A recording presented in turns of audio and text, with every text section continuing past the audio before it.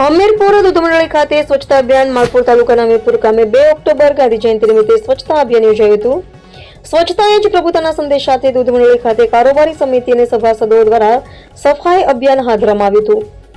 આ પ્રસંગે એમપીયુ સુપરવાઇઝર શ્રી ઉપેન્દ્ર પટેલ, દૂધ મંડળીના ચેરમેન શ્રી પટેલ જનકભાઈ બી, પૂર્વ ચેરમેન શ્રી ડીએચ પટેલ, કારોબારી સમિતિના સભ્યો શ્રી રજનીભાઈ પટેલ, મુકેશ પટેલ, અમૃતભાઈ કે પટેલ તેમજ ગામના ઉત્સુક વ્યક્તિઓમાં શ્રી જયંતિભાઈજી પટેલ અને યુવા કાર્યકર શ્રી દિનેશભાઈ જયંતિભાઈ પટેલ હાજર હતા। સ્વચ્છતા જાળવવાની જરૂરિયાત અંગે ચર્ચા કરવામાં આવી હતી અને દૂધ મંડળી સહિત સમગ્ર ગામે સ્વચ્છતા માટે સતત પ્રયત્નો કરવા સૂચના આપવામાં આવી હતી।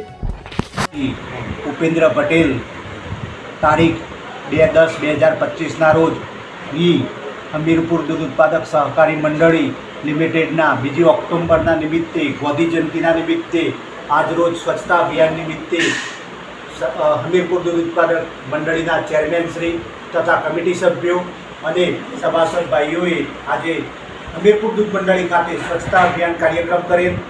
સ્વચ્છતા અભિયાનનો મેન ઉદ્દેશ એવો છે કે આપણા